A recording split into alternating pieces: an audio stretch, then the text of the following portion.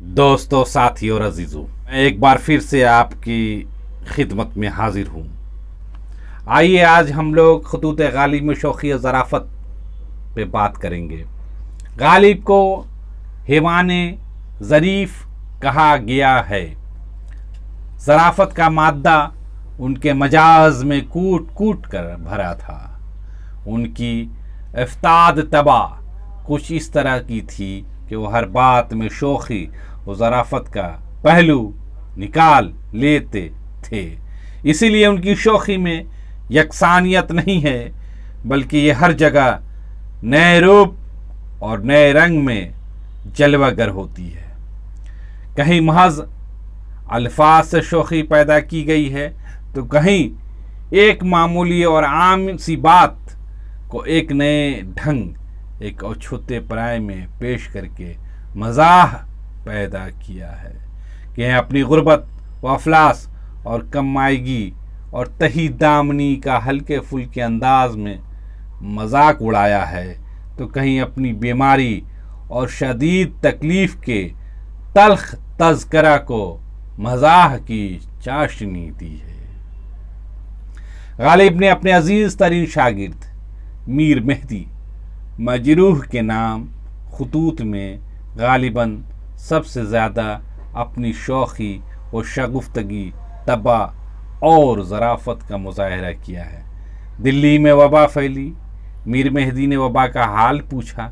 जवाब में लिखते हैं, वबा थी कहाँ जो मैं लिखूँ कि अब कम है या ज़्यादा।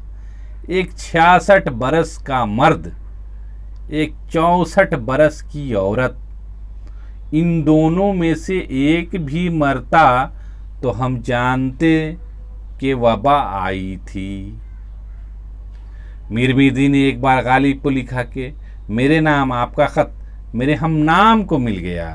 गालिब का जवाब मुलाहिजा कीजिए, साहब कसूर तुम्हारा है, क्यों ऐसे शहर में रहते हो जहाँ दूसरा मीर मेहदी भी हो। मुझको देखो, मैं कब से दिल्ली में रहता हूँ, मगर न कोई अपना हम नाम होने दिया, न कोई अपना हम उर्फ बनने दिया, न अपना हम तखल्लुस बहम पहुँचाया। मीर मेहदी के नाम गालिबन सबसे शौक़ी बड़ा ख़त वो है जिसमें गालिब ने अपने और मीरन साहब के दरमियान एक मुकालमा लिखा है। मीरन साहब गालिब के पास आए, जो बातें उनके दरमियान हुई उनका ज़िक्र मीर मेहदी के नाम ख़त में इस तरह करते हैं कि मुरासला मुकालमा बन जाता है। मुलाहिजा कीजिए। ए जनाब मीरन साहब, अस्सलाम वालेकुम।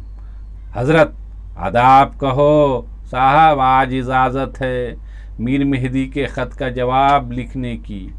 हुजूर, मैं क्या मना करता हूँ। अलाउद्दीन अहमद ख़ान अलाई मिर्ज़ा गालिब के करीबी अज़ीज़ भी थे और शागिर्द भी। एक मरतबा रजब का महीना ख़त्म होकर शबान की 6 तारीख़ हो गई, लेकिन अलाई का ख़त नहीं आया। शौक़ी व नुदरत मुलाहिजा कीजिए। लो साहब, वो मिर्ज़ा रजब बेग, मेरे उनकी ताज़ियत आपने न की। शबान बेग पैदा हो गए, आज उनकी छठी हो गई, आप शरीक न हुए। एक मरतबा गालिब ने मुंशी हरगोपाल तफ्ता के नाम एक ख़त दिसंबर 1858 ईस्वी में भेजा था। तफ्ता ने उसका जवाब जनवरी 1859 ईस्वी में भेजा। उसके जवाब में गालिब लिखते हैं, देखो साहब, ये बातें हमको पसंद नहीं। 1858 ईस्वी के ख़त का जवाब 1859 ईस्वी में भेजते हो, और मज़ा ये है कि जब तुमसे कहा जाएगा तो ये कहोगे कि मैंने दूसरे ही दिन जवाब लिखा था। किसी ने शिकायतन कहा कि गालिब रोज़ा नहीं रखते। मुंशी नबी बख्श हकीर को यूँ लिखते हैं, रोज़ा रखता हूँ मगर रोज़े को बहलाए रहता हूँ। कभी पानी पी लिया, कभी हुक्का पी लिया, कभी कोई टुकड़ा रोटी का खा लिया।